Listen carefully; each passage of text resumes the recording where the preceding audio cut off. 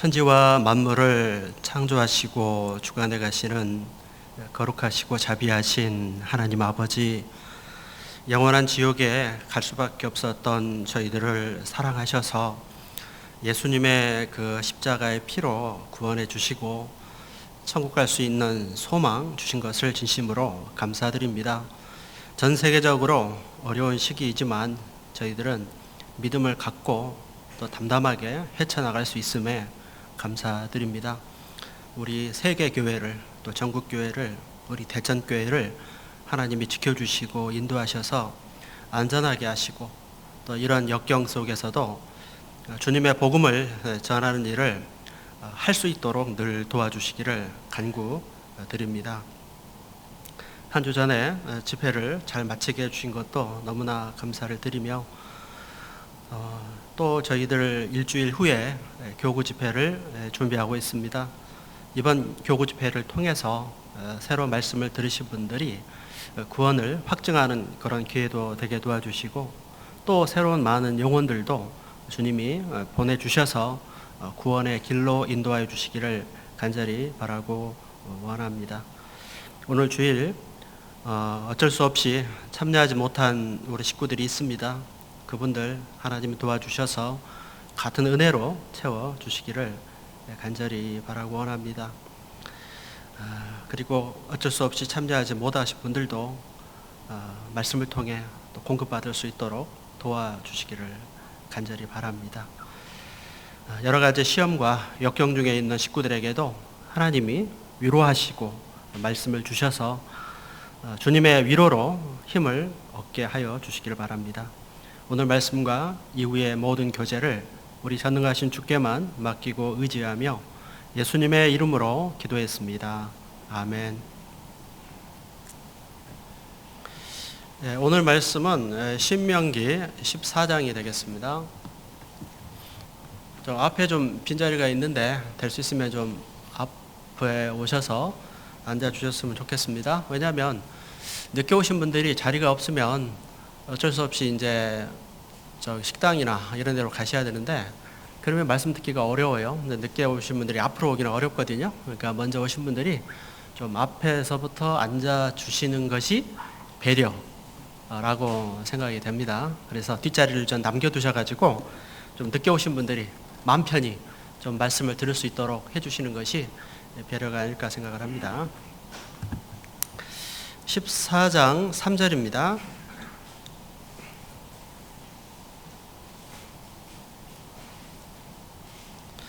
신명기 14장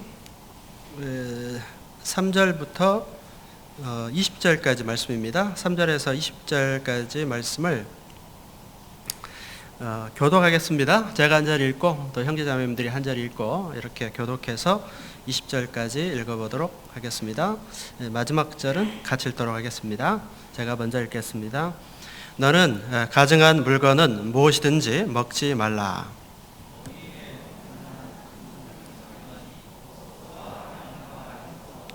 사슴과 노루와 불구스럼한 사슴과 산염소와 볼기인 노루와 뿔긴 사슴과 사냥들,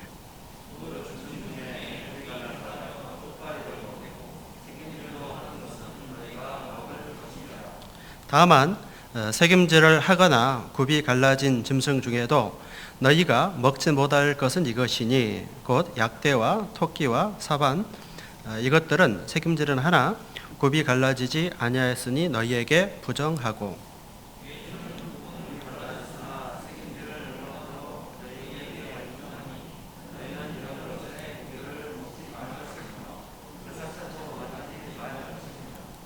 물에 있는 어족 중에 이런 것은 너희가 먹을 것이니 무릇 지느러미와 비늘 있는 것은 너희가 먹을 것이요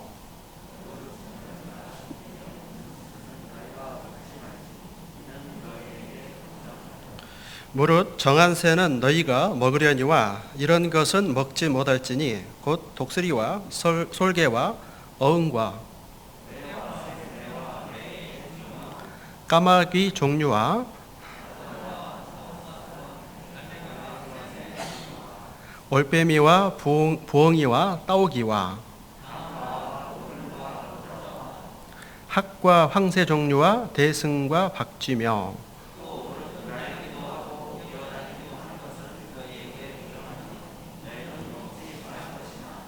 무릇 정한 새는 너희가 먹을지니라. 네, 안녕하십니까? 네, 먼저 다음 주 일주일 후면 이교구 집회가 있는데 이교구 집회에 관심 좀 가져주시고 전도의 기회로 삼아 주시기를 간절히 바랍니다. 일주일 전에 대집회가 끝났는데 그때 또 새로운 분들이 많이 참석도 하시고 구원도 받으셔서 은혜가 많이 됐습니다. 그런 분들도 다시 듣고 구원을 더 확증하는 기회가 되기를 바라고 또 새로운 분들도 많이 오셨으면 좋겠습니다. 그리고 지금 코로나가 줄지 않고 계속 늘어나는 상황이라 참 저희들도 조심스럽고 그런 상황입니다. 그런 만큼 더 주의하면서 교제를 해야 되겠다는 그런 생각을 합니다. 그래서 지금 이 시간에 우리 중고등부 학생들은 저기 중강당에서 또 듣고 있고 또 아마 식당에도 아마 준비가 돼 있을 걸로 생각이 되는데요.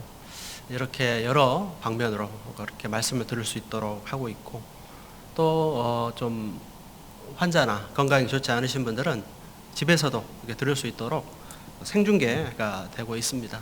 그래서 여러 가지 방법으로 지금 이렇게 집회를 진행하고 있다라는 것을 좀 참고하시고요. 그리고 더욱더 좀 조심하면서 해야 되지 않나 생각을 합니다. 그래서 좀 저 주의를 위해서 우리가 해야 될 일 중에 우리 구역 모임이나 저 모임 때 단체 사진 찍는 거를 좀 당분간은 하지 않게 그렇게 하려고 합니다. 왜냐하면 사진 찍으려면 또 모여야 되잖아요. 그러니까 그걸 하지 않고 그냥 좀 교제하는 모습을 찍어도 되니까 그렇게 해서 밴드에는 올리셔가지고 단체 사진을 찍으려고 모이는 거는 좀 앞으로는 자제하도록 그렇게 해야 되지 않겠나 생각하고요. 또 11시에 지금 같은 시간에 교회학교 우리 초등부가 또 모이고 있거든요. 왜냐하면 원래 9시에 모이는데 11시에 같이 모여서 최대한 접촉을 좀 줄이려고 그렇게 한 겁니다. 따라서 초등부 교사도 지금 이 자리에 없고 지금 아이들을 가르치는 그런 일을 다른 장소에서 하고 있고 초등부 교사들은 이제 다음 주에 아침 9시에 오늘 말씀을 영상으로 지금 듣습니다. 좀 그렇게 하고 있으니까 그런 점들을 참고를 해주시기 바라고요. 또한 우리 초등부가 11시인데 아이들이 일찍 와가지고 좀 교회에서 노는 애들이 좀 있더라고요. 그래서 그런 것도 좀 자제해 주시라 될 수 있으면 그렇게 부탁을 드렸습니다. 그래서 사실 제일 좀 관리가 좀 어려운 게 아이들이잖아요. 그래서 아이들이 그 교회에 와서 노는 시간을 좀 줄일 수 있도록 해야 될 것 같으니까 될 수 있으면 그 수업 시간 11시에 맞춰서 좀 애들이 오게 하고 끝나면 좀 바로 가게 하고 이렇게 해서 우리 아이들을 지키고 우리 교회를 지키는 그런 일이 있어야 되겠다는 생각을 합니다. 그래서 물론 우리 교회는 하나님이 지켜주시지만 우리가 해야 될 일도 있잖아요. 그래서 우리가 할 수 있는 최선은 다하고 나머지는 하나님께 맡기고 그렇게 살아가는 것이 마땅한 도리가 아니겠는가 생각을 합니다. 그래서 코로나도 그렇게 좀 대비를 했으면 합니다. 또 오늘 오후부터 새신자 교제를 시작을 하기로 했습니다. 사실 상반기에 새신자 교제, 디딤돌 교제를 해야 되는데 코로나 때문에 못하고 있었는데 최근에 새로 구원받으신 분들도 많이 생기고 했기 때문에 좀 해야 되겠다라는 필요성이 느껴져서요. 좀 안전하게 하면서 하려고 합니다. 그래서 우리가 식사는 하지 않지만 또 1시 20분에 이제 새신자 참석하실 분들만 도시락 주문을 해서 좀 식사 대접을 하고 진행을 하려고 합니다. 그래서 도시락을 드실 때 절대 탁자에는 1인만 한 사람용입니다. 마주 보시거나 이렇게 식사해서는 안 되고 혼자 탁자 한 군데에서 이렇게 식사를 하시는 걸로 하시고요. 그리고 이제 바로 말씀을 듣는 그런 방향으로 새신자 교제 진행을 해 주시기를 부탁을 드리고요. 또 최근에 구원받으신 분들은 꼭 좀 될 수 있으면 새신자 교제도 참여해 주시기를 부탁을 드립니다. 이름을 디딤돌 교자라고 바꾼 이유는 새신자 교자라고 해놨더니 구원받은 지 좀 1, 2년 되신 분들은 나 새신자 아니에요 이러면서 이렇게 안 오시는 거예요. 그래서 구원받은 지 몇 년 되신 분들도 필요한 분들이 있거든요. 그런 분들은 오셔야 됩니다. 그 외에도 좀 말씀에 대한 관심이 있는 분들은 오시라고 하는 것이니까요. 많이 오셔서 참여를 해 주시기를 바랍니다.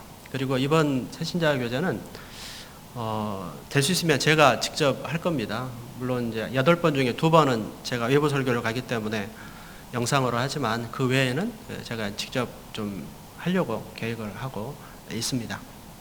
관심 가져주시고 구역에 대상자들이 있으면 꼭 좀 말씀으로 인도하여 주시기를 당부를 드립니다.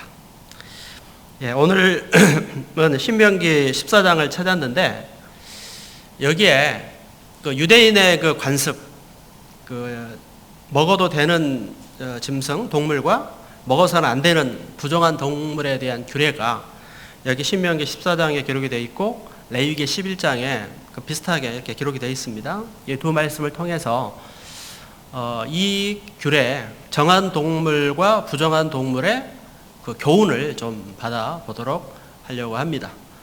사실 이 말씀대로 행한다면 우리가 지금 돼지고기도 먹을 수가 없고 비늘이 없는 장어 같은 물고기도 먹을 수 없고 제약이 많이 생기는데 지금 우리는 그렇게 하지는 않거든요. 왜 그런지 그런 것도 좀 생각을 해보고 왜 유대인은 그런 관습이 있었는지 그리고 그런 규칙을 하나님께서 유대인에게 주신 이유, 목적이 있잖아요. 그걸 통해서 하나님은 우리에게 뭘 교훈하고 있는가라고 하는 것을 배워보고자 합니다. 결론부터 말씀을 드리면 이 정결한 짐승과 부정한 동물의 교훈은 그리스도인의 삶에 있어서 정결함, 깨끗함, 구별된 생활 이거를 강조하시는, 가르치는 그런 말씀입니다. 따라서 이 말씀대로 이런 돼지나 이런 거를 먹지 않으면서 그 말씀에 있는 구별된 생활, 거룩한 생활을 하지 않는다면 그게 잘못된 것이죠. 그래서 우리는 돼지고기를 먹지만 이 말씀의 의미가 정말 그 세상과 구별된 삶을 살아가려는 그런 목적이기 때문에 거기에 맞게 말씀대로 살아가는 것이 이 말씀을 지키는 것이고 더 중요한 것이라고 하는 것을 우리가 분명하게 알 수가 있는데요. 이런 부분을 오늘 좀 말씀을 통해서 좀 생각하고 묵상하고 가슴 깊이 새겨서 정말 그 그리스도인다운 하나님께서 기뻐하시는 구별된 이런 신앙생활을 하는 우리의 삶이 됐으면 좋겠다는 그런 생각을 합니다. 레위기 11장 말씀도 좀 찾아보시겠습니다.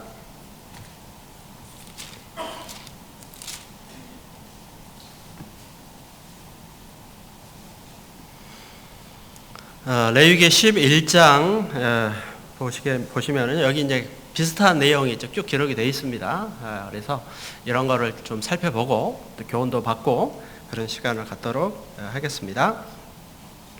11장 3절에 보시면은요. 짐승 중 무릇 굽이 갈라져 쪽발이 되고 새김질하는 것은 너희가 먹되 새김질하는 것이나 굽이 갈라진 짐승 중에도 너희가 먹지 못할 것은 이러하니 약대는 새김질은 하되 굽이 갈라지지 아니하였으므로 너희에게 부정하고 사반도 새김질은 하되 굽이 갈라지지 아니하였으므로 너희에게 부정하고 6절 토끼는 새김질은 하되 굽이 갈라지지 아니하였으므로 너희에게 부정하고 돼지는 굽이 갈라져 쪽발이로되 새김질을 못함으로 너희에게 부정하니 너희는 이 고기를 먹지 말고 그 주검에 만지지 말라. 이것들은 너희에게 부정하니라. 그래서 같은 내용이 쭉 기록이 되어 있죠. 그래서 동물 중에 육지에 사는 동물 중에 정한 것과 부정한 것 이게 구별이 되어 있는 거예요. 그래서 정한 짐승은 뭐냐? 굽이 갈라져 쪽발이 되고 새김질하는 것은 너희가 먹되 이거 정한 동물이에요. 그래서 하나님께서 정하다고 하신 동물은 특징이 뭐냐? 이 발이 바닥에 붙지 않고 굽이 있어요. 굽이 있고 그리고 발 굽이 통굽이 아니고 갈라진 그런 동물이 정하다 이렇게 첫째로 말씀을 하셨고, 또 한 가지는 새김질입니다. 위가 여러 개 있어가지고 새김질을 하는 그런 동물이 정하다 이렇게 말씀을 한 겁니다. 그래서 쪽발이 되고 새김질하는 대표적인 동물이 소죠. 소가 이제 음식을 계속 새김질하는 그런 모습인데, 그 반면에 뭐 약대, 낙타죠는 새김질을 하는데 굽이 갈라지지 않았으니까 부정하고, 사바는 새김질을 하는데 또 굽이 갈라지지 않았다. 토끼는 새김질을 하는데 굽이 갈라지지 않았어요. 이 말씀을 두고 토끼가 언제 새김질을 하느냐, 이건 잘못됐다 이렇게 얘기하는 사람도 있는데, 토끼도 새김질을 하는 것이 사실이고 백과사전에도 나와 있습니다. 단지 소처럼 하는 게 아니에요. 다른 방법으로. 그 밤에 이게 먼저 1차적으로 똥을 누우면 그건 똥이 아닙니다. 다시 먹거든요. 이런 방법으로 새김질을 하는 것이 토끼의 새김질입니다. 그리고 돼지는 굽은 갈라졌지만 그런데 이제 새김질을 하지 않죠. 그러니까 이제 부정하다 이렇게 말씀을 한 겁니다. 그래서 육지동물 중에 이제 이런 거를 구별하셔가지고 소나 양, 염소, 사슴, 이거는 정해요. 먹을 수 있는 거예요. 반면에 약대, 사반, 토끼, 돼지 이런 것들은 먹어서는 안 된다 이렇게 말씀을 했고, 또 레위기 11장 27절에 보면 27절 한번 보시겠습니까? 내 발로 다니는 모든 짐승 중 발바닥으로 다니는 것은 다 내게 부정하니 그 죽음을 만지는 자는 저녁까지 부정할 것이며, 육지동물 가운데 굽이 없어가지고요 발바닥으로 이렇게 다니는 동물은 또 부정하다 이렇게 말씀을 한 겁니다. 그리고 물고기 중에는요 11장 9절에 보시면 물에 있는 모든 것 중 너희의 먹을 만한 것은 이것이니 무릇 강과 바다와 다른 물에 있는 것 중에 지느러미와 비늘이 있는 것은 너희가 먹되, 무릇 물에서 동하는 것과 무릇 물에서 사는 것, 무릇 강과 바다에 있는 것으로서 지느러미와 비늘이 없는 것은 너희에게 가증한 것이니라. 물고기 중에도 정결한 게 있고 부정한 게 있어요. 정결한 물고기는 먹을 수 있죠. 근데 부정한 거는 먹을 수 없습니다. 어떤 것이 정결한 물고기냐? 그것은 지느러미와 비늘이 있는 것은 정하다. 먹을 수 있죠. 근데 물고기가 비늘이 없어요. 지느러미가 없어요. 이런 거는 먹을 수 없다라고 이렇게 규정을 하신 겁니다. 이게 이제 물고기에 대한 규정이고요. 그 다음에 이제 13절에 보면은 새 중에도 먹을 수 있는 정한 새가 있고 부정한 새가 있는데, 13절에 보시면 새 중에 너희가 가증히 여길 것은 이것이라. 이것들이 가증한 즉 먹지 말지니 곧 독수리와 솔개와 어흥과 매와 매 종류와 까마귀 종류와 타조와 쭉 나와 있습니다. 그래서 새 중에 부정한 새가 쭉 목록이 나와 있는데, 이런 부정한 새의 특징이 뭐냐? 그것은 잔인한 습성이 있는 새입니다. 잔인한 습성이 있는 새는 부정하다. 그래서 먹을 수 없다 이렇게 규정을 한 겁니다. 또 11장 23절에 보시면은요 새에 대한 규정 가운데 11장 23절에 보시면 이 말씀에 제가 읽어볼게요. 오직 날개가 있고 기어다니는 곤충은 다 너희에게 가증하니라. 그리고 날개가 있고 기어다니는 것도 이것도 이제 부정하다 이렇게 말씀을 한 겁니다. 이제 새에 이어서 곤충에 대한 규례도 있는데요. 20절 보시겠습니까? 20절 11장 20절입니다. 11장 20절에서 21절까지 또 제가 읽어볼게요. 날개가 있고 네 발로 기어다니는 곤충은 너희에게 가증하되, 오직 날개가 있고 네 발로 기어다니는 모든 곤충 중에 그 발에 뛰는 다리가 있어서 땅에서 뛰는 것은 너희가 먹을지니 곧 그 중에 메뚜기 종류와 배짱이 종류와 귀뚜라미 종류와. 그래서 유대인들은 메뚜기 같은 거는 이렇게 먹죠. 그래서 곤충 중에 날개가 있고 네 발로 기어다니는 것은 가증하다. 그런데 뛰는 다리가 있는 것은 너희가 먹어라. 이런 규례가 이제 나와 있는 겁니다. 그래서 네 발 날개가 있는데 기어다닌다. 이 말은 날개가 아무 무용지물이라는 것이죠. 그것은 이제 부정하다. 그러나 뛰는 다리가 있으면 그것은 정하다라는 것을 이렇게 말씀을 한 겁니다. 이제 이게 곤충에 대한 그런 규례가 되는 겁니다. 그래서 유대인들은 이런 규례에 의해서 정한 음식은 먹고 부정한 것은 먹지 않는 이런 생활을 오래전부터 지켜오고 있고, 심지어는 지금도 이걸 이렇게 지켜가고 있는 그런 모습이고, 또 지금 우리 세계 가운데 있는, 우리나라에도 있는 교회 가운데에도 이런 율법주의에 속한 교회들이 있습니다. 안식교회랄지 이런 교회들이 있죠. 안식교의 계통, 율법주의라고 하죠. 율법을 철저하게 지킴으로써 구원을 받는다는 말씀을 그렇게 받아들이는 구약의 유대인처럼 그렇게 믿는 사람들이 있거든요. 그런 사람들은 지금도 이런 걸 먹지 않아요. 그래서 안식교인들이 하는 식당이 따로 있죠. 그 뷔페가 따로 있어요. 근데 안식교인들이 하는 뷔페는 주로 채식 뷔페입니다. 고기가 별로 없어요. 이걸 지금도 지키고 있는 사람들이 있죠. 그리고 이스라엘 성지 순례를 가면 유태인 식당은 상당히 제약이 좀 있습니다. 왜냐하면 그들이 그 많은 음식 재료가 있기 때문에 그 이방 사람들이, 세상 사람들이 와가지고 이스라엘에 와서 그 식당에서 음식을 먹을 때 아무거나 꺼내놓고 먹지 못하게 하는 식당이 있어요. 왜냐하면 그 이방인들이 먹는 식재료에는 그들이 금한 이 재료들이 들어있기 때문에 이걸 금하는 그런 일이 지금도 이제 있는 겁니다. 그래서 이렇게 유대인들은 이런 규례를 지켜온 겁니다. 이 외에도 유대인들은 율법주의죠. 많은 율법이 있어요. 절기에 규례가 있고, 안식일을 지켜야 되고, 월삭을 지켜야 되고, 초하루를 지켜야 되고, 7절기 다 지켜야 돼요. 굉장히 복잡하죠.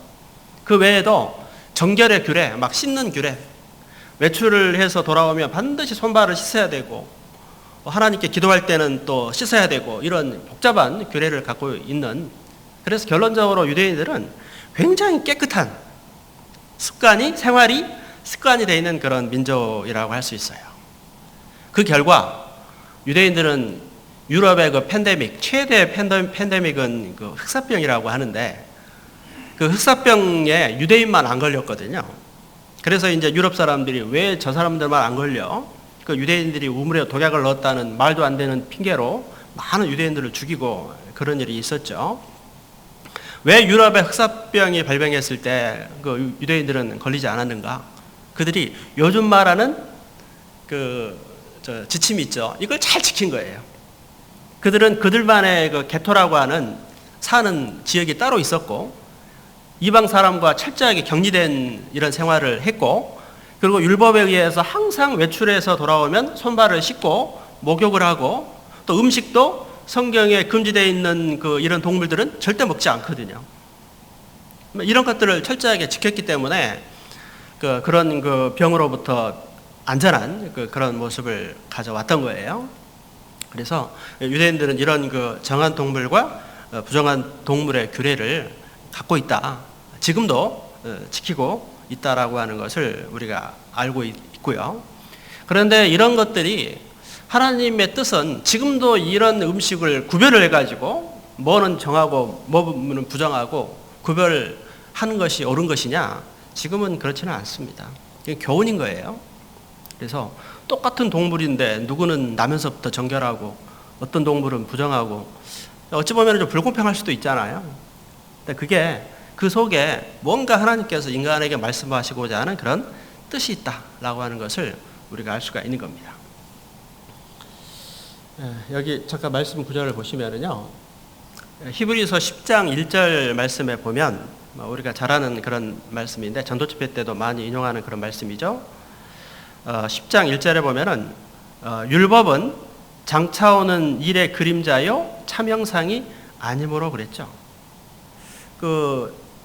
정결한 동물과 부정한 동물의 규례도 사실은 율법이잖아요. 물론 여기서 말하는 1차적인 말씀은 제사법을 말하는 거예요. 제사법도 율법이죠. 그게 많은 율법이 있는데 율법은 그림자지 참 형상은 아니라고 하는 것을 말씀을 한 겁니다. 그 다음에 골로새서 2장 16절에 보면 또 이런 말씀이 있습니다. 그래서 그러므로 먹고 마시는 것과 절기나 월삭이나 안식일을 인하여 누구든지 너희를 폄론하지 못하게 하라. 그래서 구약시대처럼 먹는 거, 마시는 거, 절기 또는 월삭, 초하루, 그 다음에 안식일 이런 걸 가지고 따지고 사람을 정죄하고 그럴 필요가 없다고 하는 것을 말씀을 한 겁니다. 왜? 율법은 그림자이지 참 형상은 아니기 때문에 그런 거예요.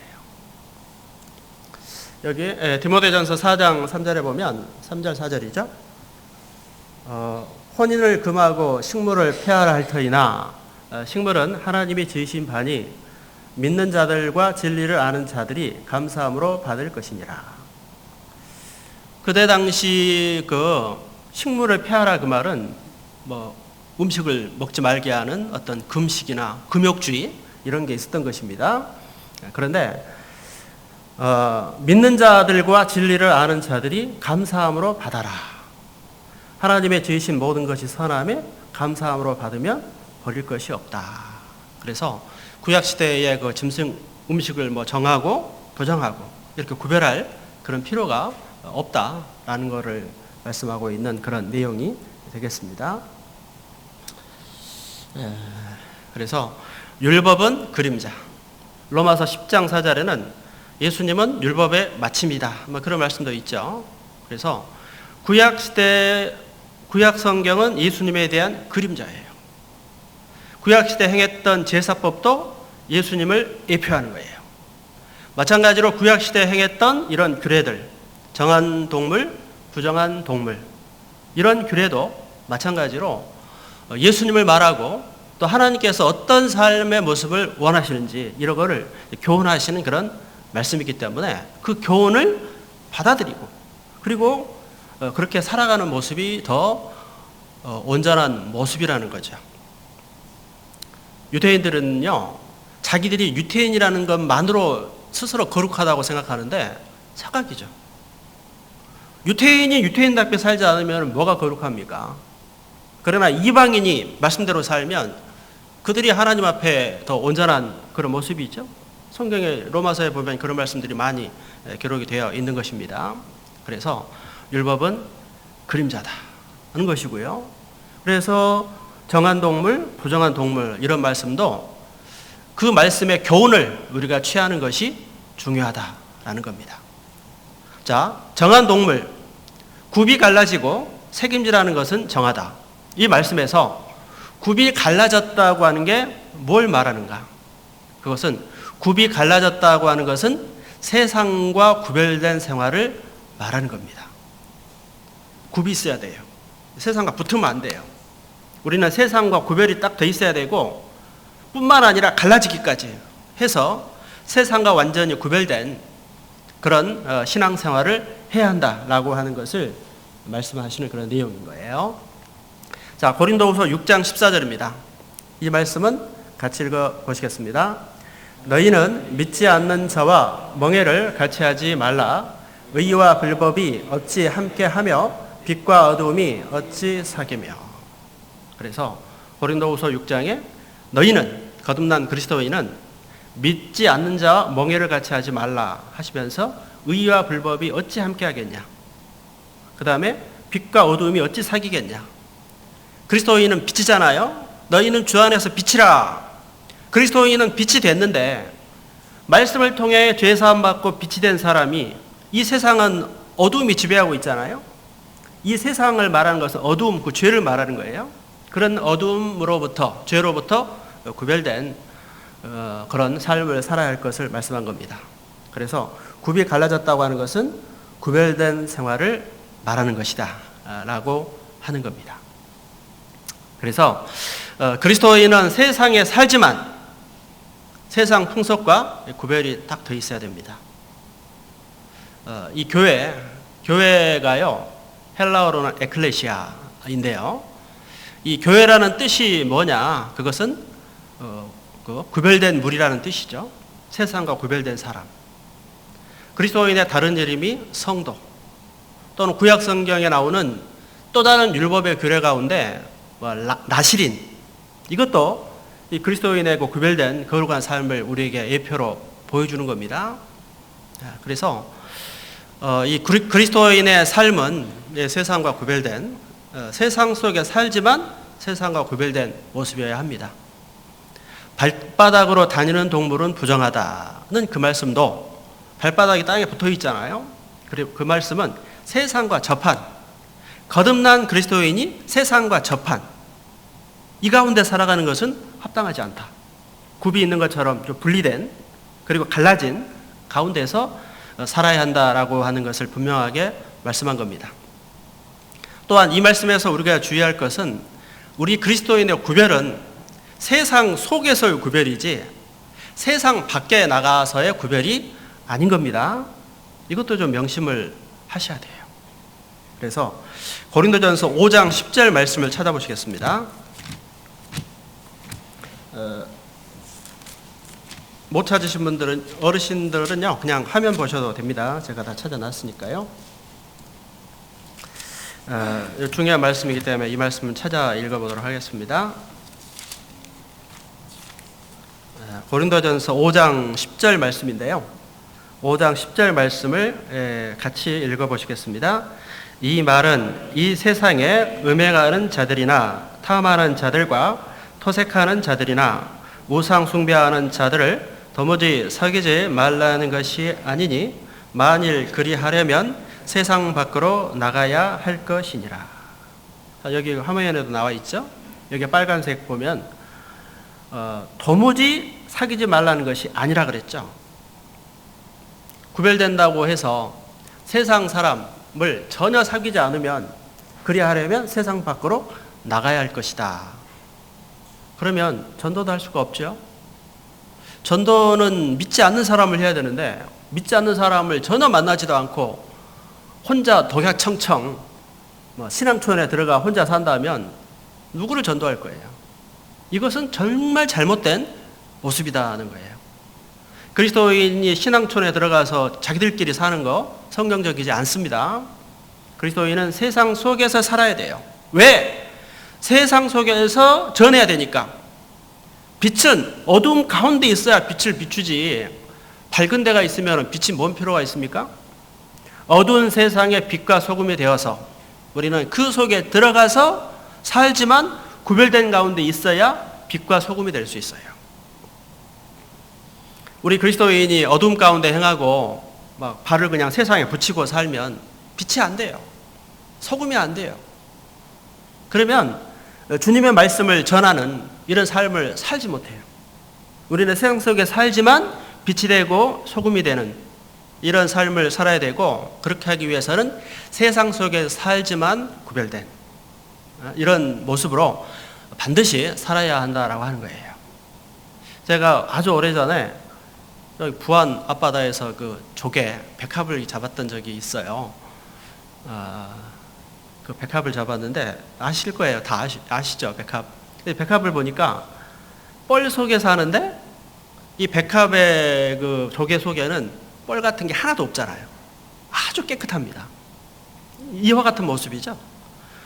뻘 속에 살지만 그 백합 몸은 완전히 그 뻘과 구별 확실히 돼 있죠.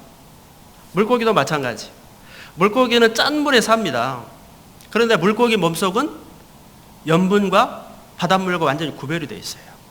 물을 마셔도 요거를 이제 걸러주는 이런 역할을 다 작용을 합니다.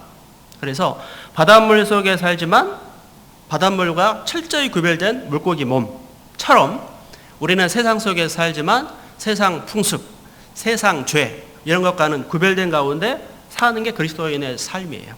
그게 빛과 소금이 되는 삶의 모습입니다. 그래서 왜 굽이 갈라진 동물이 정하냐? 그 말씀의 의미는 뭘 말하는 거냐? 그리스도인의 삶은 세상과 구별되라는 것을 말하는 거예요. 발바닥을 세상에 붙이고 사는 것이 아니라 떨어져야 돼요. 구별된 그렇다고 해서 세상을 떠나는 것이 아니라 세상 속에서 살면서, 사실 세상 속에 살면 더러워지고 오염되고 마음이 상하고 이런 일이 있잖아요. 그 가운데 있으면서 자신을 지키는 거예요. 그게 이제 신앙생활이다, 이렇게 말씀을 드릴 수가 있겠습니다. 자, 굽이 갈라졌다는 것은 그걸 말하는 거고, 그 다음에 또 하는 게 아니라 육지 동물의 정한 동물은 책임질 하는 것은 정하다, 이렇게 말씀을 했는데, 이 책임질은 뭘 말하는 거냐?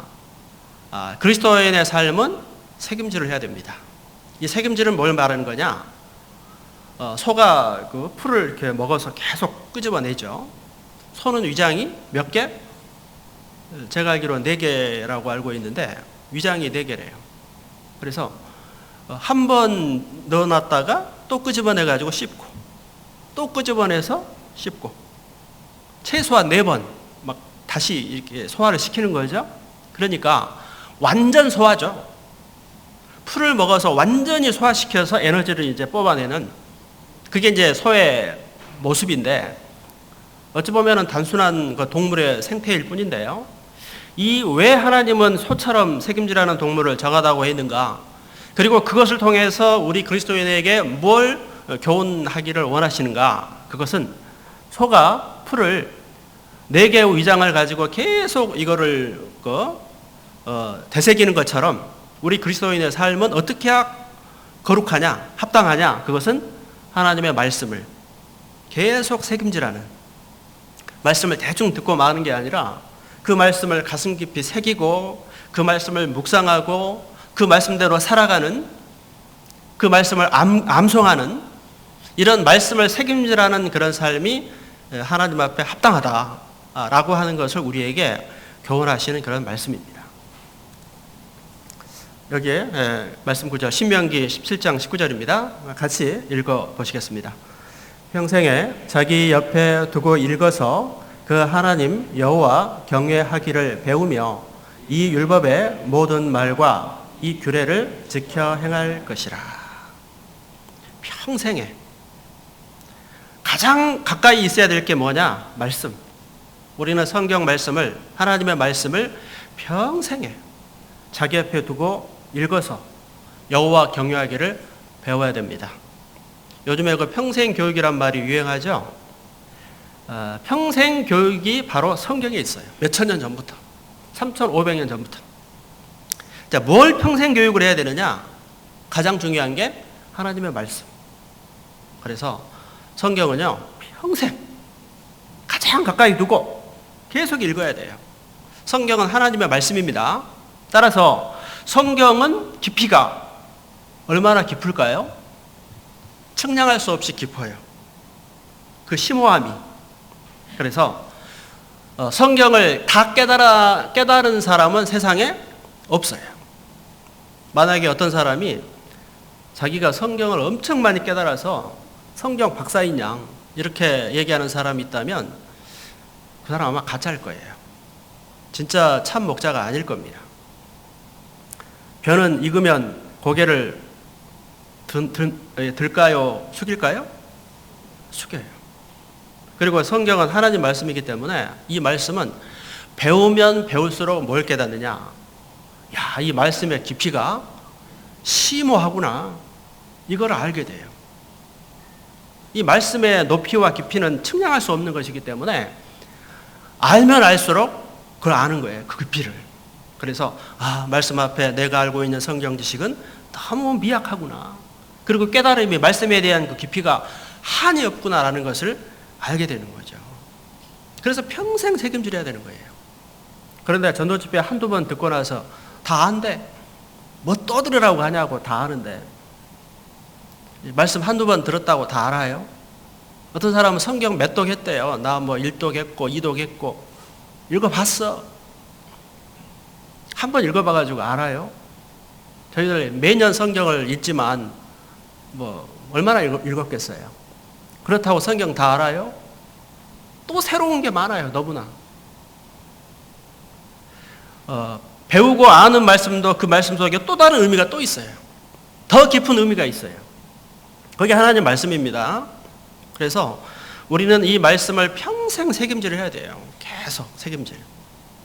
그렇게 해야 정하다 그 말은 신앙생활을 정상적으로 할 수 있다는 말이에요. 이 신앙생활을 책임질하듯이 그렇게 가까이 해야지 뭐 말씀을 별로 중요하게 여기지도 않고 피상적으로 그냥 왔다 갔다 하면서 말씀 읽지도 않고 말씀 듣는 것도 뭐 중요하게 생각하지 않고 이렇게 하면은요 신앙이 자랄 수가 없어요. 그렇게 하면은 신앙이 자라지도 않고 신앙의 기쁨이 뭔지 신앙의 맛을 모르는 거예요. 그러니까 언젠가는 떨어지죠 결국은. 그러면 안 되는 겁니다. 그래서 반드시 교제 가운데 붙어야 되고, 왜 우리가 교회를 나와야 되느냐? 말씀을 들어야 되잖아요. 교회 안 나오면 어디서 말씀을 들어요? 교회 나와야 말씀을 듣고 가르침을 받고 또 먼저 구원받은 사람들을 봐야 돼요. 이 보고 배우는 게 또 있지 않습니까? 이게 이론적으로만 되는 게 아니잖아요. 말씀을 배우기도 하지만 먼저 구원받은 사람의 삶과의 살아가는 삶을 통해서 체험적으로 말씀을 배워가는 거예요. 그때 이제 믿음이 정상적으로 자라가게 되고 열매 맺고 이렇게 되는 것이죠. 그래서 왜 책임지라는 동물이 정하냐? 이 말씀을 통해서 하나님께서 우리에게 원하시는 뜻은 뭐냐? 뭐 음식을 책임지라고 뭐 또 먹고 또 먹으라는 뜻이 아니죠. 음식을 또 먹고 또 먹으면 어떻게 되겠어요? 살만 찌지. 예, 그것이 아니고 우리 영의 양식, 영혼의 양식, 말씀을 정말 그 깊이 묵상하고 가까이 하고 말씀을 사모하고 책임지라는 이런 삶을 살아야 된다라고 하는 것을 가르쳐 주시는 그런 그 말씀인 겁니다. 여기 시편 1장 1절인데요. 아주 유명한 말씀이죠. 복 있는 사람은. 여러분 복 받고 싶으시죠? 복 받으시려면 시편 1장대로 하면 돼요. 자, 2절에 보면 어떤 사람에게 복이 있느냐? 오직 여호와의 율법을 즐거워하여 그 율법을 주야로 묵상하는 자로다. 우리는 말씀을 주야로 묵상해야 돼요. 항상 말씀을 생각하고 되새기고 살아야 돼요. 일주일에 몇 번 교회 와서 말씀 듣고 그 외에는 세상에 나가서 내 맘대로 살고, 그것이 아닙니다. 우리는 세상에 나가고 직장 생활도 하지만 물론 우리는 교회에서 있는 시간보다 직장에서 보내는 시간이 훨씬 많아요. 사실 우리가 말씀을 가까이 하고 읽고 배우는 시간은 하루에 몇 시간이나 돼요? 그렇게 많지 않거든요. 우리는 더 많은 시간을 나가서 일하고 더 많은 시간에 우리 자매님들은 집안일을 또 해야 되고 많은 그런 일들이 있죠. 그래서 우리가 일주일에 몇 번 교회 나와서 말씀을 배우는 거 사실은 그렇게 많은 것 아닙니다. 그리고 그게 다라고 생각해서도 안 됩니다. 일주일에 몇 번 교회 나와서 말씀도 듣고 교제도 해야 되지만 그걸로만 만족하시면 안 되고요. 집에서도 일하신 분들은 일을 하면서도 항상 말씀을 생각하고 말씀대로 살려고 노력하고 항상 우리 생각 속에 하나님의 말씀이 자리 잡고 있어야 돼요. 그래서 직장에서 열심히 일할 때도 무슨 힘으로? 주님이 주신 힘으로 해야죠. 공부하는 학생도 뭐 수험생이랄지 취업을 앞둔 취준생들은 하루에 뭐 몇 시간 잠자는 것 외에는 온통 공부만 하고 있죠. 그러나 공부하면서도 그 마음속에는 내가 왜 공부를 해야 되는가? 공부하는 목적이 성공해서 내가 잘 먹고 잘 살기 위한 것이 아니라 그리스도인으로서 빛이 되고 소금이 되고 정말 그리스도인답게 더 합당하게 살기 위한 그 목적을 가지고 항상 하나님을 생각하면서 공부를 해야죠. 직장 생활도 그런 마음으로, 교회에서 봉사할 때도 항상 그런 마음으로, 그것이 마땅한 삶의 모습인 겁니다. 그래서 이 소가 위장이 4개가 있어가지고 그 양식을 계속 막 책임질해서 완전히 소화시키는 것처럼 버릴 게 없잖아요. 마찬가지로 그리스도인의 삶의 태도도 이 하나님의 말씀을 막 정말 책임질해서 이 말씀은 버릴 게 없어요. 아주 항상 그 말씀을 묵상하고 생각하고 가까이 하고 말씀과 더불어 사는 그것이 하나님께서 원하시는 삶이라고 하는 것을 가르쳐 주시는 그런 말씀인 겁니다. 그 다음에 이제 물고기 가운데 아까 말씀드린 그 지느러미와 비늘이 있는 것은 정하다. 이게 없으면 부정하다라고 아까 말씀을 드렸는데 지느러미는 뭐냐? 지느러미는 세상의 조류를 거스려 올라가는 힘입니다. 이 지느러미가 없으면은 힘이 없죠. 그래서 물결 치는 대로 따라가지 거슬러 올라갈 수가 없어요. 자, 이스라엘에 가면은 요단강이 있습니다. 요단강. 그리고 위에는 갈릴리 호수가 있고 요단강이 있고, 그 요단강은 어디로 가서 끝나느냐? 사해바다에서 끝납니다. 그래서 갈릴리 호수, 큰 호수가 있어요. 그 호수의 물이 요단강을 통해서 사해바다로 들어가는데, 사해는 말 그대로 죽음의 바다입니다. Dead Sea. 물고기 한 마리 없어요. 따라서 물고기가 물결 치는 대로 따라가면 어디로 가요? 물고기가 사해로 가요. 그러면 어떻게 될까요? 그 짠물, 거기서 이제 죽는 거예요. 안 죽으려면 어떻게 해야 되죠? 물결 치는 것을 거슬러 올라가서 거슬러 올라가 갈릴리 호수로 가야 돼요. 그러면 이제 자유롭게 살 수 있죠. 이것도 우리 신앙생활의 큰 교훈이에요.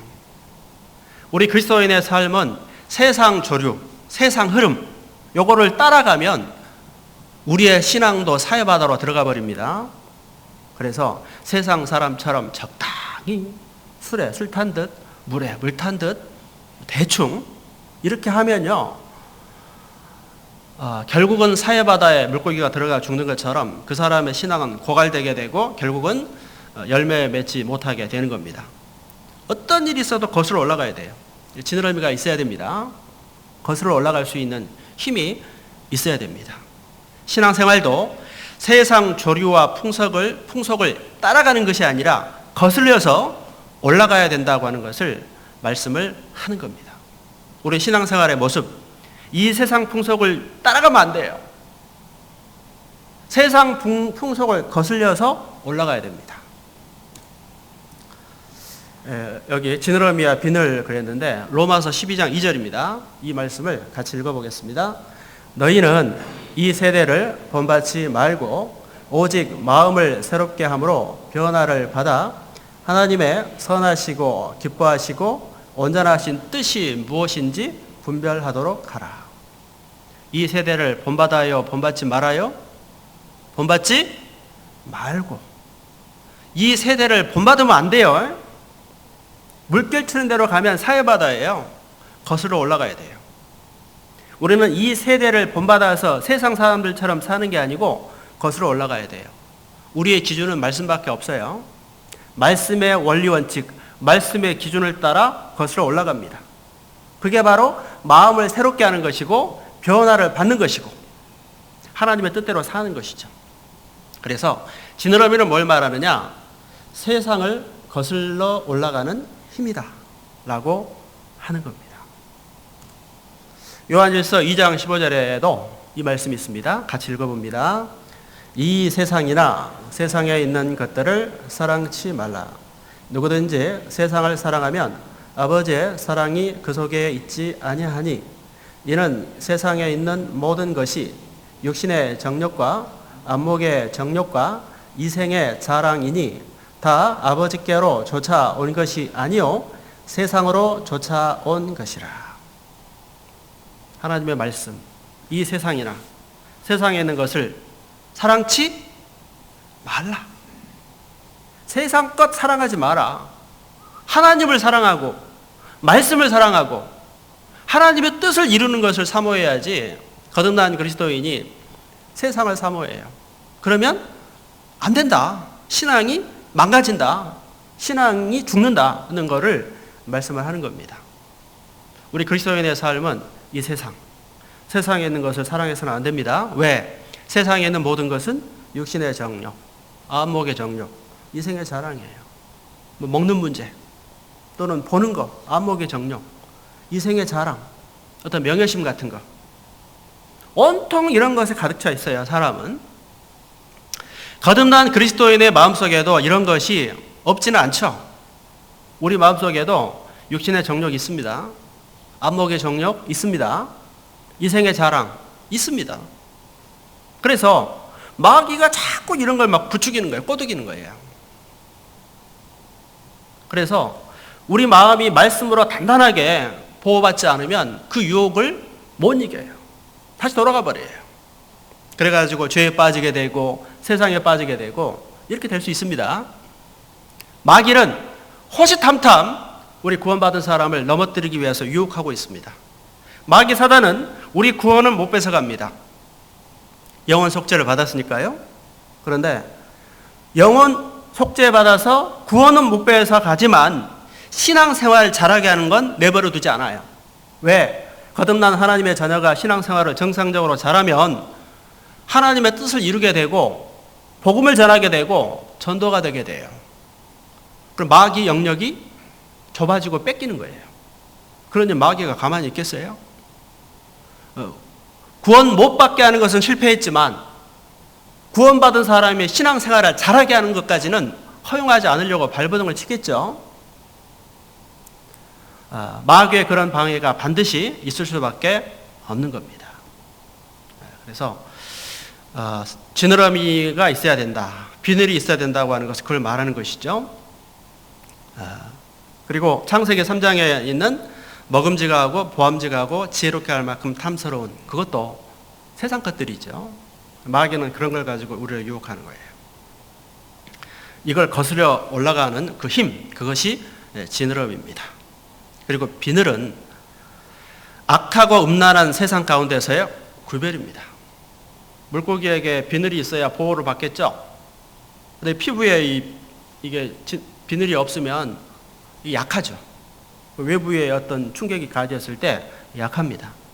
그래서 물고기가 이렇게 이제 비늘로 보호를 받는 것처럼 우리 그리스도인의 삶은 죄로부터 좀 구별된, 보호된 이런 모습이 필요한 겁니다. 따라서 우리 그리스도인의 삶은 이 비늘을 있어야 하는 것처럼 죄를 지을 수 있는 환경을 피해야 됩니다. 또는 죄에 빠질 수 있는 이런 습관을 우리는 멀리 이렇게 하는 것들이 필요한 겁니다. 그래서 지느러미와 비늘은 이런 걸 말하고 있는 겁니다. 그래서 이 그리스도인의 삶이 이렇게, 왜 물고기도, 정한 물고기는 지느러미와 비늘이 있어야 하는가? 이것도 세상을 거슬러 올라가고 세상과 구별된 그런 삶이 하나님 앞에 합당하다고 하는 것을 말한 겁니다. 또 새 중에 새, 아까 말씀드렸죠. 왜 이런 새는 먹어서는 안 되느냐? 부정한 새의 특징은 잔인한 습성이 있는 새입니다. 이것도 우리 그리스도인의 삶은 이런 잔인한 습성을 갖고 살아서는 안 되는 겁니다. 우리가 구원받기 전에는 잔인한 습성을 갖고 까칠했죠. 까칠한 사람도 구원을 받으면 점점 어떻게 변해야 돼요? 둥글둥글 바뀌어가야 돼요. 죄악돌처럼, 모난 돌이. 사실 구원받기 전에 사람은 누구나 모난 돌이에요. 이리 치고 저리 치고 막 뾰족뾰족해요. 근데 이 모난 돌이 물속에서 계속 깎이면 나중에는 동글동글 맨돌맨돌 죄악돌이 되면 거치지가 않죠. 걸리는 게 없는 거예요. 자, 구원받은 이후에 내가 주변 사람들과 자꾸 부딪힌다는 것은 무슨 뜻이냐? 다른 사람도 문제가 있지만 나도 아직 죄악돌처럼 깎이지가 않았다는 뜻이에요. 그래서 그 모난 돌이 물속에서 깎이고 깎여서 죄악돌이 되는 것처럼 내 신앙의 모습도 죄악돌처럼 맨돌맨돌하게 바뀌어야 됩니다. 그러면 이제 부딪히는 것이 없는 거죠. 우리 주변에 구원받은 사람들의 간증을 들어보면 재밌는 게 많아요. 제가 전에 다른 교회에 있을 때도 형제님 한 분이 성격이 대단했다는 거예요. 그래서 운전하고 가다가 자기 앞에 누가 끼어들었다, 그냥 결코 안 놔둔대요. 기어코 쫓아가고, 여차하면 앞에다 그냥 차 딱 세워놓고 그냥 어디 가버리고, 그렇게 성질을 부리면서 살았다는 거예요. 근데 그 형제님의 현재 살아가는 모습을 보면 그 모습이 상상이 안 가요. 지금 보면 절대 그런 사람이 아니거든요. 무엇이 그렇게 까칠하고 정말 그 분노에 갇혔던 그 사람이 삶이 이렇게 선한 사람으로 순한 양처럼 바뀌게 했을까요? 구원을 받은 사람의 인격은 그렇게 바뀌어야 돼요. 그게 정상이에요. 그래서 신앙이 자라면 자랄수록 예수님의 인격, 온유 겸손을 닮아가서 까칠한 성격이 부드럽게. 우리가 처음 구원받을 때의 모습은 전부 다 그 모난 돌과 같아요. 막 부딪히는 거예요. 그런데 이제 신앙생활 하면 할수록 신앙생활하는 과정이 사실은 모난 부분을 깎아가는 거예요. 다른 사람 깎는 거 아니에요. 누구를 깎아요? 나를 깎는 거예요. 이 경건의 연습입니다. 교제 안에서도 깎이는 거예요. 계속 부딪히면서 깎여서 점점 맨돌맨돌하게 온유한 사람, 참을성 있는 사람, 웬만해서 성질을 안 내는 사람으로 바뀌는 거죠. 여차하면 욕이 나왔던 사람도 화가 나도 욕은 안 튀어나와야죠. 점점 그렇게 바뀌어야죠. 구원 받자마자 처음부터 되지는 않을 겁니다. 그러나 구원받고 신앙생활을 꾸준히 하고 1년, 2년, 3년 되면 그렇게 바뀌어야죠. 그런데 구원받고 몇 년이 지났는데도 여차하면 막 화나면 자기도 모르게 막 욕이 튀어나오고 이런다고 한다면 회개하셔야죠. 그건 정말 아니잖아요. 변화된 이런 모습을 갖고 살아가야 될 겁니다. 왜 부정한 새, 잔인한 습관 있는 새를 부정하다고 했는가? 그것은 하나님께서는 우리 잔인한 그런 삶의 습성을, 태도를 원하시지 않는다는 것을 보여주는 겁니다. 그리고 곤충 가운데 부정한 곤충이 있고 정한 곤충이 있는데 날개가 있고 네 발로 기는 곤충은 부정합니다. 그런데 뛰는 다리가 있으면 그거는 정하다는 것은 뭘 말하느냐? 날개가 있다는 것은 어찌 보면 구원을 받았다고 말할 수 있겠죠. 이 말은 구원을 받았는데 긴다, 날개가 있고 기어다닌다 그 말은 구원을 받았으면서도 날개를 쓰질 않고 기어다니는 거죠. 그래서 구원을 받았으면서도 세상 풍속에 젖어 사는 그런 모습이죠. 날개가 있는데 날개를 안 써요. 기어다녀. 이런 거는 부정하다 말씀을 한 겁니다. 그런데 그 중에 뛰는 다리가 있으면 정하다. 이 곤충이 뛰는 다리가 있다. 그것은 정하다는 것은 뭘 말하냐면 다행히 그런 세상 풍속을 뛰어넘는 다리가 있다. 뛰어넘는 힘이 있다. 그 말이죠. 그래서 왜 뛰는 다리가 있으면 정한가? 그것은 세상 풍속이나 죄를 뛰어넘는 힘을 말하는 거예요. 그것이 뛰는 다리입니다. 우리 그리스도인의 삶도 뛰는 다리가 있어야 됩니다. 그래서 세상에 어떤 죄를 지을 수 있는 환경에 처하면 뛰어넘어야죠. 피할 수 있는 걸 힘이 있어야 된다고 하는 것을 말씀을 하는 겁니다. 또한 기어다니는 짐승은 부정하다. 이런 말씀이 레위기 11장 41절에 기록이 되어 있는데요. 이것도 왜 기어다니는 짐승은 부정하냐?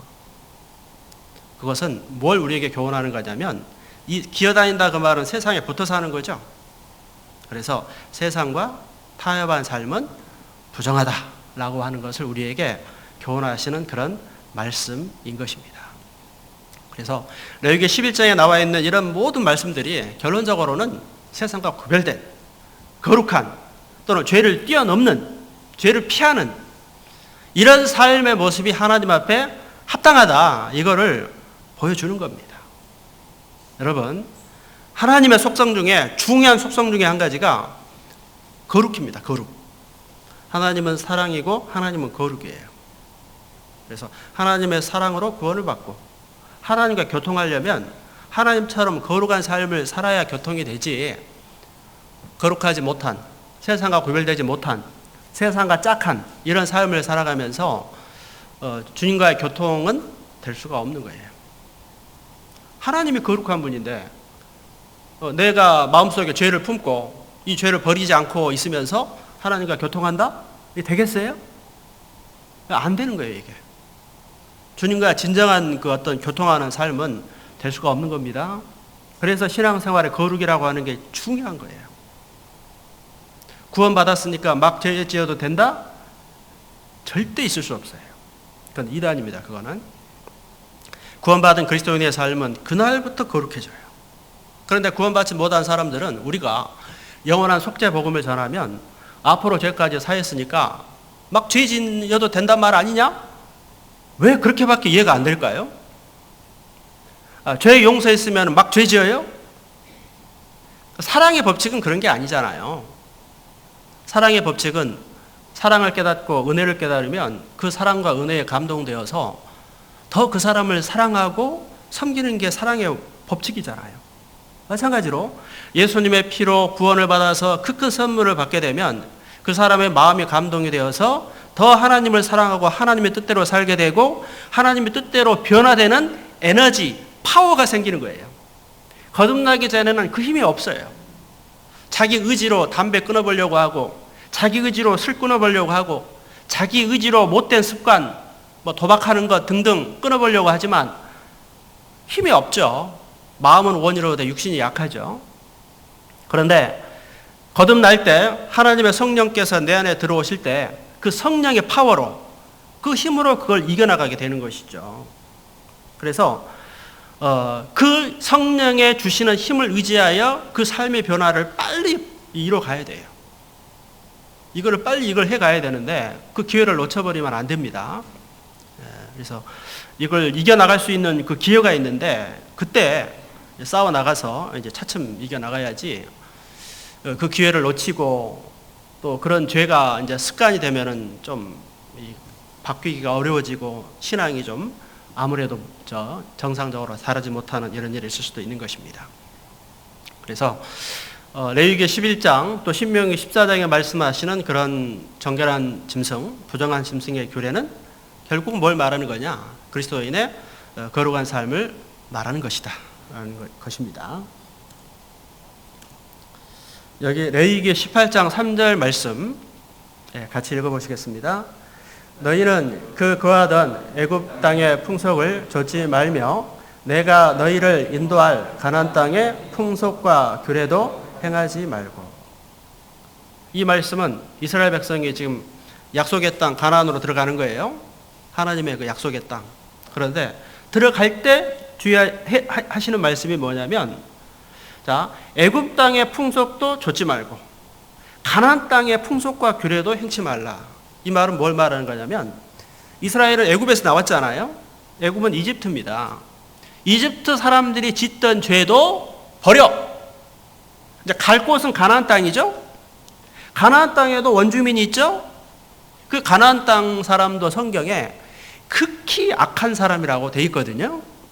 즉 가나안 사람들의 풍속, 우상 숭배하고 죄짓고 성적으로 타락하고 이것은 절대 흉내도 내지 말라는 거예요.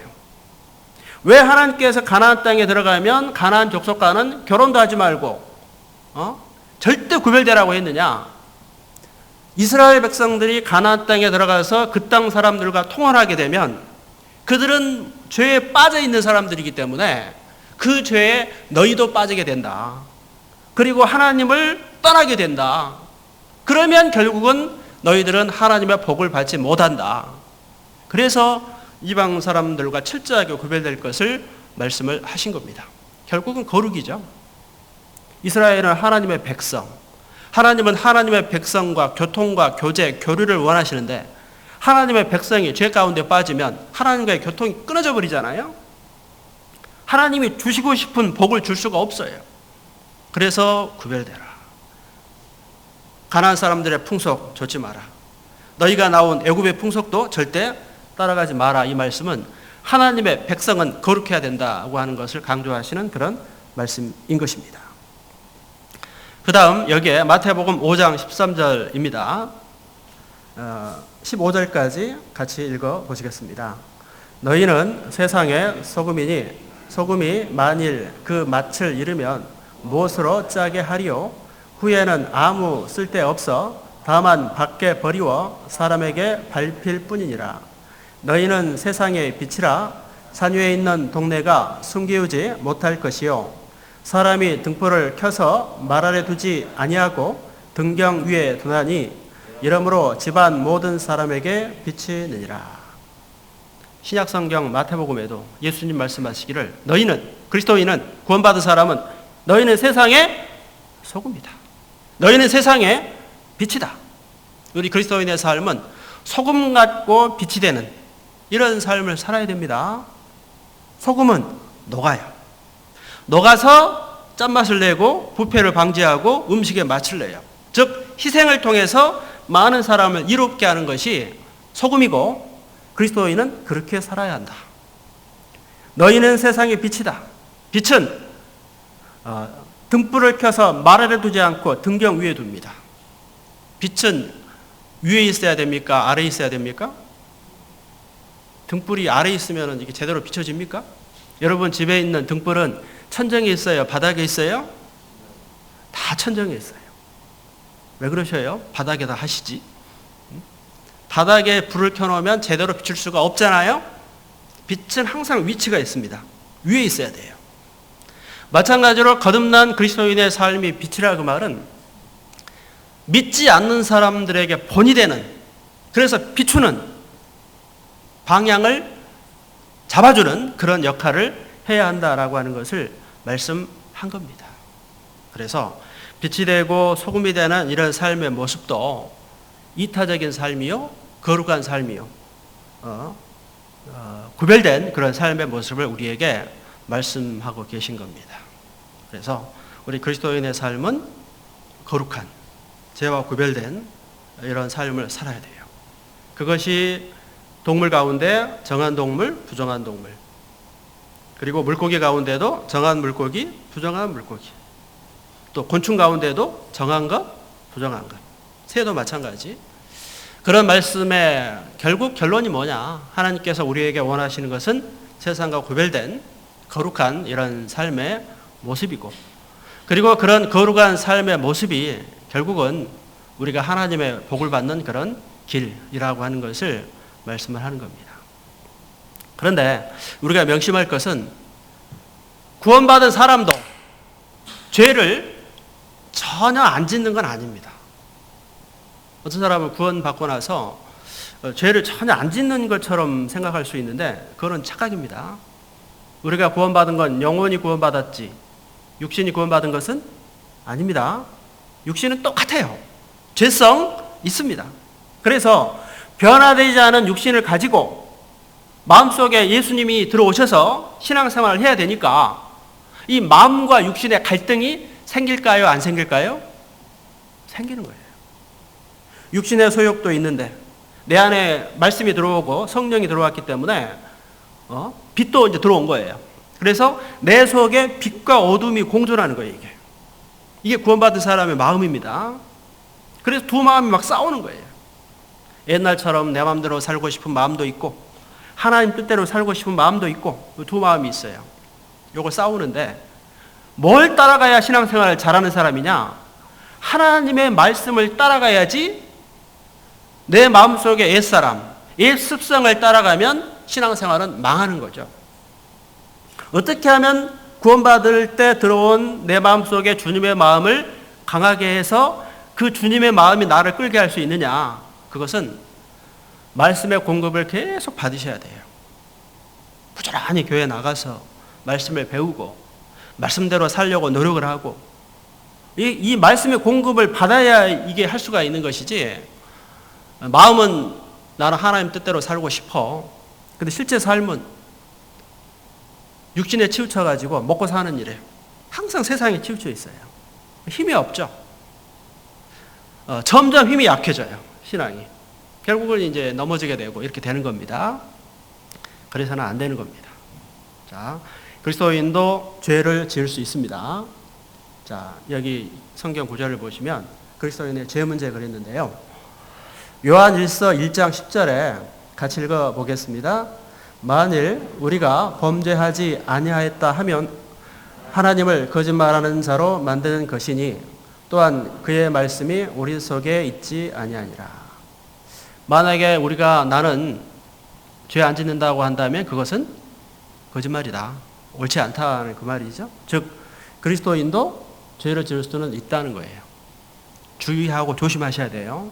구원받은 사람도 잘못하면 마귀의 시험에 빠져서 죄 가운데 빠질 수 있어요. 조심하셔야 돼요. 그러나 명심할 것, 상습적으로 죄를 지을 수는 없다고 말씀합니다. 요한일서 3장 9절에 보면 같이 읽어보겠습니다. 하나님께로서 난 자마다 죄를 짓지 아니하나니 이는 하나님의 씨가 그 속에 거함이요 저도 범죄치 못하는 것은 하나님께로서 났습니다. 구원받은 사람 속에는 뭐가 있습니까? 하나님의 씨가 그 속에 거한다. 그 생명이 있어요. 그래서 구원받은 사람도 영원히 구원받은 것이지 육이 구원받은 건 아니기 때문에 죄의 유혹에 빠지는 실수할 수는 있으나 양심도 없이 그냥 막 죄짓고 사는 그렇게 될 수는 없다 그 말이에요. 그래서 상습적으로 죄 가운데 빠질 수는 없습니다. 양심이 괴로워서 못 사는 거예요. 만약에 어떤 사람이 구원받았다고 하면서 상습적으로 죄를 짓고 살면서도 양심에 가책도 없다. 그 사람은 절대 구원받은 사람이 아닐 거예요. 거짓말이에요. 정말 구원받은 사람은 이 마음이 괴로워서 그렇게 못 삽니다. 그래서 우리는 신앙생활 가운데서 어떻게 해야 되느냐? 이 죄를 멀리하는 이런 생활을 해야 됩니다. 신앙이 자랄수록 죄를 멀리해야 돼요. 시편 19장 12절로 13절에 보면 자기 허물을 능히 깨달을 자 누구리요? 나를 숨은 허물에서 벗어나게 하소서. 우리는 내 허물을 깨닫고 숨은 허물에서 점점 벗어나야 돼요. 우리가 왜 주일마다 교회에 와서 말씀을 배우고 교제를 합니까? 우리 신앙생활 가운데 하나님 앞에 잘못된 것을 말씀으로 깨우침을 받아야 돼요. 교정을 받아야 돼요. 고침을 받아야 돼요. 그런데 고침받기를 싫어하는 사람은 신앙생활을 잘할 수가 없죠. 그래서 나는 잘하고 있어. 그리고 이렇게 뭔가 말씀을 통해 교정받기를 싫어한다면 그 사람은 신앙생활을 잘할 수가 없고 잘못된 거예요. 우리의 신앙생활은 하나님 앞에 비춰봤을 때 항상 부족하고 고칠 점이 많아요. 그래서 항상 그것을 말씀을 통해서 깨우침을 받고 책망받으러 오는 거예요. 말씀 듣는 거는. 위로도 받지만 동시에 책망도 받아서 이 삶을 이제 하나님의 뜻을 발견해 가는 것이죠. 숨은 허물을 깨닫고 그 숨은 허물에서 벗어나고 그리고 고범죄를 짓지 말게 하사. 죄는 자범죄가 있고 고범죄가 있습니다. 자범죄는 자기도 모르는 사이에 짓는 죄. 고범죄는 고의적으로 짓는 죄예요. 알면서도 짓는 죄. 자범죄보다 고범죄가 더 악한 죄죠. 예를 들어 자범죄는 뭐냐면 나도 모르게 짓는 죄. 예를 들면 운전하고 가다가 옆에 차가 아주 예의 없이 끼어들거나 하면 나도 모르게 화가 났어. 심지어 나도 모르게 욕이 튀어나왔다 하면 그거는 자범죄예요. 또는 순간적으로 화가 난다. 미운 마음이 든다. 욕심이 갑자기 들었다. 마음속에 음욕이 갑자기 생겼다. 뭐 이런 거는 자범죄라고 할 수 있겠죠. 그런데 고범죄는 뭐냐? 거기서 더 나아가서 고의적으로 죄를 짓는 거죠. 음욕만 품었을 뿐만 아니라 가늠죄를 짓는다면 고범죄죠. 욕심이 들었을 뿐만 아니라 훔치면 이거는 이제 고의적인 죄가 되는 것이죠. 그렇죠. 그래서 자범죄, 고범죄. 우리는 자범죄든 고범죄든 점점 멀어져야 돼요. 그리고 구원받은 사람도 이런 죄를 구원받은 날부터 점점 줄여지고 이기는 건 사실이지만 전혀 안 짓는 것은 아니고 이제 이겨나가는 게 신앙생활이에요. 죄를 점점 안 짓도록 이겨나가는 게 신앙생활인데 혹시 우리가 죄를 지었을 때는 이걸 어떻게 이겨나갈 거냐, 어떻게 처리할 거냐, 이것도 좀 생각해 봐야죠. 그냥 예수님이 미래죄까지 영원히 사해 놨으니까 죄 지어도 그냥 뻔뻔스럽게 그냥 잊어버리고 살면 되는 건가? 그건 아닌 것 같죠. 양심이 그거 아닌 것 같아. 그거 아닙니다. 그게 아니고 내 모든 죄를 예수님의 피로 용서를 받았지만 생활 중에 짓는 죄도 우리는 이겨나가야 되거든요. 하나님 앞에 영원 속죄를 받은 사람은 실제 삶에 있어서도 죄를 이기는 삶을 살아가야 되고 이런 삶을 위해서는 어떻게 해야 되느냐? 순간순간 죄를 지었을 때 하나님 앞에 우리는 자백하는 이런 삶을 실천을 하셔야 합니다.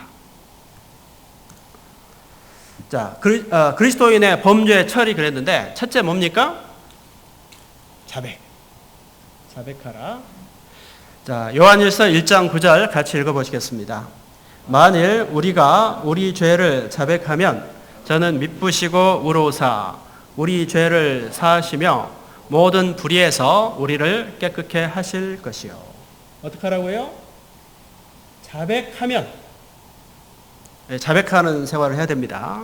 그래서 구원받은 이후에 우리는 영혼 속죄를 받았지만 생활 중의 죄에 대해서도 자백이란 말은 confess, 인정하는 거예요. 이미 용서가 됐다고 해서 그냥 넘어가는 게 아니라 하나님 앞에 인정하라는 거죠. 주님, 하나님의 자녀인 내가 또 이런 죄를 지었습니다. 주님 죄송합니다. 인정하는 거예요, 이게 자백입니다. 그 다음에 2단계는 감사하라. 왜? 이런 죄 때문에 누가 죽었습니까? 예수님이 십자가에 못 박혀 죽어서 이런 벌레 같은 나를 지옥 안 가게 해주셨으니 어찌 감사하지 않을 수 있겠습니까? 저는 우리 죄를 위한 화목제물이니 우리만 위할 뿐 아니요 온 세상을 위하심이라. 나를 사랑하신 그 예수님의 사랑을 생각하여 감사하십시오. 그리고 세 번째, 다시 시작하라. 우리는 뒤로 물러가 침륜에 빠질 자가 아니요 오직 영혼을 구원함에 이르는 믿음을 가진 자니라. 여러분, 우리는 사람이에요. 연약한 인간이에요. 그래서 하나님을 따라가는 신앙생활에 실수가 없는 사람은 없습니다. 누구나 때론 실수하고 넘어지는 경우가 있어요. 아까 말씀드린 대로 상습적으로 죄를 지을 수는 없지만 어쩔 수 없이 연약해서 넘어지고 자빠지고 하는 일이 있다는 것이죠. 그때 너무 좌절하고 그냥 주저앉아버리면 안 됩니다. 주저앉는 그것이 하나님 앞에 더 큰 죄예요. 예를 들어서 어떤 아이가 나는 왜 이것밖에 못할까? 왜 성적은 이렇게 안 오를까? 나는 엄마 아빠에게 좀 공부를 잘해서 기쁨이 되고 싶은데 왜 이렇게 안 될까?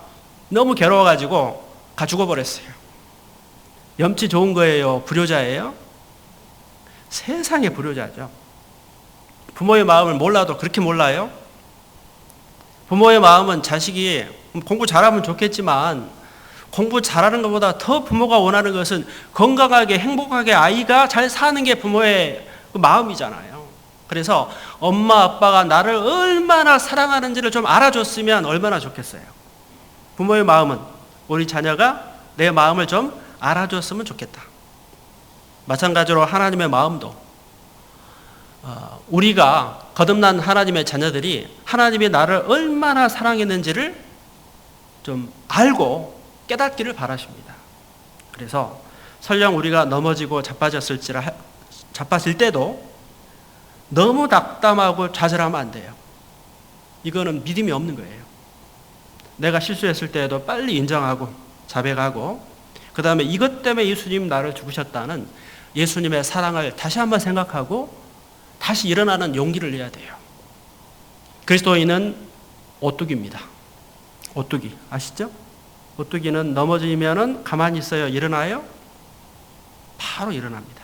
100번 넘어지면 100번 일어나고 계속 일어나는 게 오뚜기예요. 신앙생활은 그와 같습니다. 신앙생활의 포기란 있다 없다? 없습니다. 포기는 배추 담글 때나 있지 신앙생활의 포기는 없다. 왜 포기할 수 없어요? 주님의 사랑 때문에 그래요. 자살하려고 했던 아이가 엄마가 나를 얼마나 사랑했는지를 생각하면 자살할 수 없어요. 포기하려고 했던 사람이 부모님들이 나를 얼마나 사랑하는지를 생각하면 포기할 수 없죠? 안 돼. 한 번 더. 그런 것처럼 우리 그리스도인의 삶은 때론 우리도 포기하고 싶을 때가 있지만 그럴 때 포기할 수 없는 것은 주님의 사랑, 그 큰 사랑. 하나님이 나를 얼마나 사랑하셨는지 그 큰 사랑을 생각하면 우리는 절대 포기할 수 없고 다시 한 번 더 도전하고 오뚜기처럼 다시 일어나는 것이 그것이 신앙이죠. 그래서 다시 시작하라. 이런 삶을 반복을 해야 돼요. 그러면 점점 죄를 이겨나갑니다. 죄를 이기는 삶은 한꺼번에 되는 게 아니에요. 조금씩 이루어집니다. 너무 급하게 믿음이 자라려고 하면 안 됩니다. 신앙 성장이 자기 생각대로 급하게 되는 게 아니에요. 꾸준히 말씀을 묵상하고 말씀대로 살아갈 때 그것이 이루어지는 겁니다. 이렇게 죄를 이겨나가야 하는 겁니다. 그리고 구원받은 사람이 계속 잘못 살면 심판은 안 받아도, 지옥은 안 가도 징계는 받을 수 있어요. 히브리서 12장 8절 같이 읽겠습니다. 징계는 다 받는 것이오늘 너희에게 없으면 사생자여 참마들이 아니니라. 그리스도인에게 뭐가 있습니까? 징계가 있어요. 심판은 없습니다. 영원 속죄를 받은 사람은 지옥은 안 가지만 징계는 받을 수 있다. 하나님의 징계 무섭습니다. 아버지가 막 화나면 자녀들은 무서워해야죠. 아버지가 무서워서라도 공부를 하고 막 이런 경우가 있잖아요. 무서운 아버지는 자녀를 사랑합니다. 쫓아내지는 않죠. 그러나 매를 때리죠. 마찬가지로 하나님도 우리가 잘못 살 때 징계를 내리지만 지옥 보내지는 않는다는 거죠. 왜? 십자가의 피로 영원한 속죄를 이뤘기 때문에 그런 겁니다. 자, 하나님의 뜻은 뭐냐? 거룩입니다. 레위기 11장 45절 같이 읽겠습니다. 나는 너희의 하나님이 되려고 너희를 애굽 땅에서 인도하여 낸 여호와라. 내가 거룩하니 너희도 거룩할지니라. 하나님의 속성이 뭐냐? 하나님이 거룩해요. 그래서 하나님께서 원하신 걸 뭡니까? 너희도 거룩하라고 하는 것을 바라시는 겁니다. 그게 정결한 짐승과 부정한 짐승의 말씀의 어떤 뜻입니다. 베드로전서 1장 14, 15절 같이 읽습니다. 너희가 순종하는 자식처럼 이전 알지 못할 때 줬던 너희 사욕을 본삼지 말고 오직 너희를 부르신 거룩한 자처럼 너희도 모든 행실에 거룩한 자가 되라. 이것이 하나님의 뜻입니다. 고린도후서 7장 1절에는 파란색만 보시면 육과 영의 온갖 더러운 것에서 자신을 깨끗하게 하라. 그것이 하나님의 뜻입니다. 데살로니가전서 4장 3절에 보면은 하나님의 뜻은 이것이니 너희의 거룩함이라. 곧 음란을 버리고. 하나님의 뜻이 뭡니까? 너희의 거룩함이라. 하나님의 뜻이 거룩함입니다. 하나님의 뜻. 그 다음에 디모데후서 2장 22절 말씀 또 같이 읽어보겠습니다. 또한 내가 청년의 정욕을 피하고 주를 깨끗한 마음으로 부르는 자들과 함께 믿음과 사랑과 화평을 주주라. 그래서 하나님이 원하시는 거룩의 모습은 좀 더 구체적으로 말하면 우리 삶 가운데 음란을 버려야죠. 성적으로 깨끗한 이런 삶을 살아야 됩니다. 하나님이 싫어하는 그 죄 가운데 가장 큰 싫어하는 죄 가운데 한 가지가 음란입니다. 하나님은 성적으로 깨끗하기를 바라셔요. 그래서 성적으로 타락한 것 하나님이 매우 싫어하십니다. 성경 속의 멸망한 도시의 특징은 성적으로 타락했어요. 성적으로 타락한 거.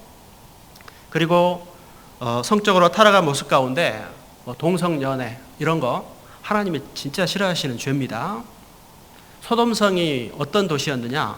동성연애가 만연. 소돔에서 소돔이란 뜻이요. 동성연애라는 뜻이에요. 동성연애의 대명사가 소돔이. 그만큼 타락한 도시. 성경의 타락한 멸망된 도시의 특징은 타락. 그 중에 대표적인 게 우상숭배와 간음이에요. 성경에 나오는 유태인들의 이스라엘의 대표적인 죄가 우상숭배와 간음입니다. 그래서 하나님은 성적으로 깨끗한 것을 바라십니다. 그리고 방탕하지 말라. 에베소서 4장 19절입니다. 저희가 감각 없는 자 되어 자신을 방탕에 방임하여 모든 더러운 것을 욕심으로 행하되. 방탕한 삶을 살아서는 안 됩니다. 그리스도인은. 그 다음에 베드로전서 4장 3절 같이 읽겠습니다. 너희가 음란과 정욕과 술 취함과 방탕과 연락과 모범한 우상 숭배를 하여 이방인의 뜻을 조차 행한 것이 지나간 때가 족하도다. 우리가 구원받기 전에 했던 죄, 음란, 정욕, 술 취함, 방탕, 연락 우상 숭배, 이거는 지나간 때가 족하다. 다시 들추지 마. 그 말이죠. 구원받기 전에 했던 것들을 다시 들춰서 해서는 안 된다는 것을 말하는 겁니다. 우리는 성적으로 깨끗해야 됩니다. 순결을 지켜야 됩니다. 부부간의 도리를 지켜야 돼요. 성적으로 이 타락한 것은 하나님 앞에 큰 죄입니다. 그 다음에 술 취함. 구원을 받으면 술도 멀리 하셔야죠. 술, 담배를 좀 멀리 끊어 가셔야 할 것입니다. 우상숭배, 이런 것들을 멀리 하는 것이 거룩함의 모습이죠. 그 다음에 더러운 말.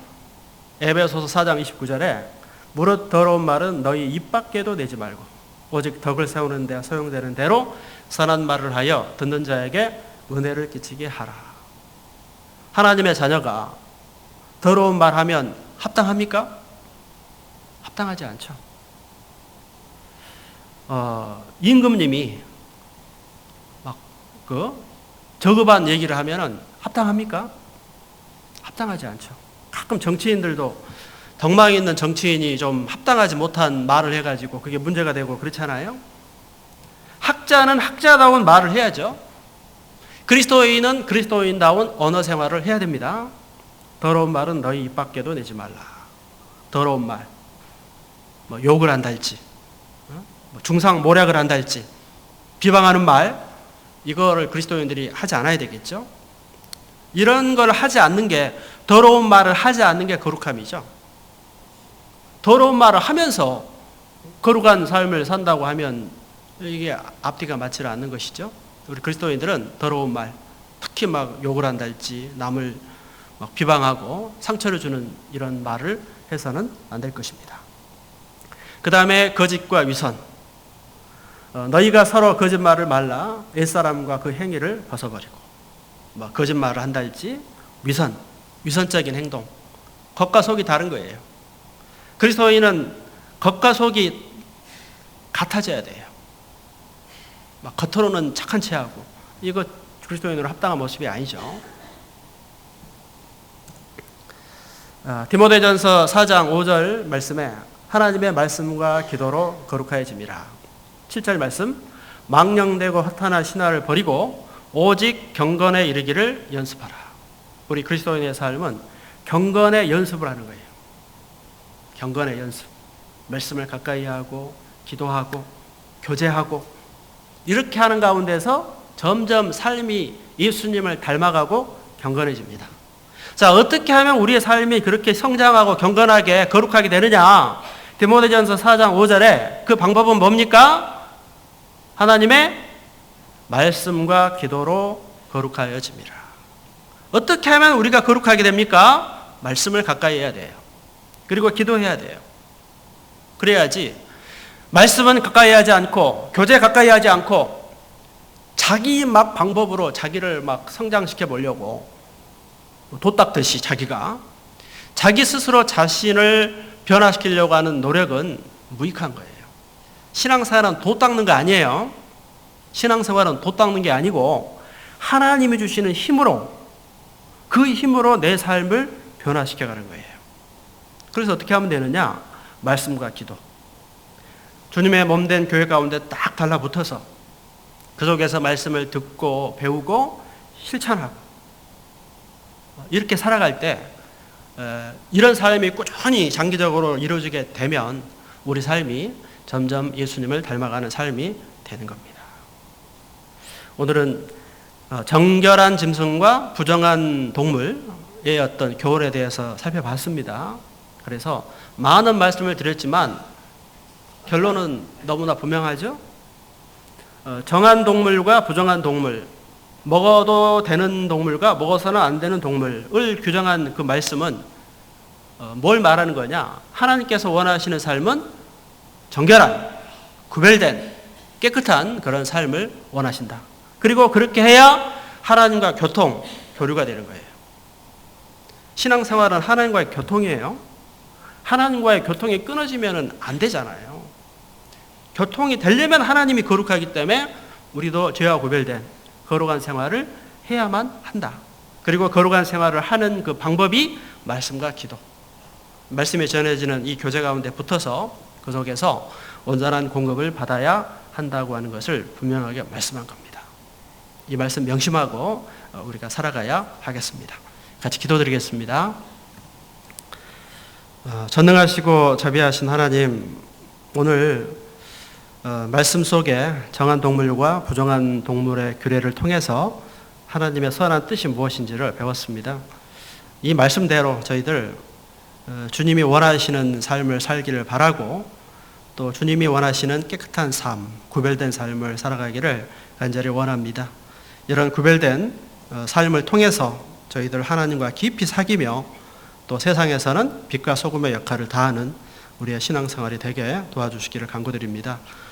최근에 구원받으신 분들 믿음을 지켜주시고 더 경고케 하여 주시기를 바라고 계획되어 있는 이교구 집회에 많은 새로운 영혼 보내주시기를 간절히 바랍니다. 코로나로 힘든 시기에 우리의 안전과 건강을 하나님께서 또한 지켜주시기를 간절히 바랍니다. 오늘도 함께 해주신 하나님께 감사드리며 예수님의 이름으로 기도했습니다. 아멘.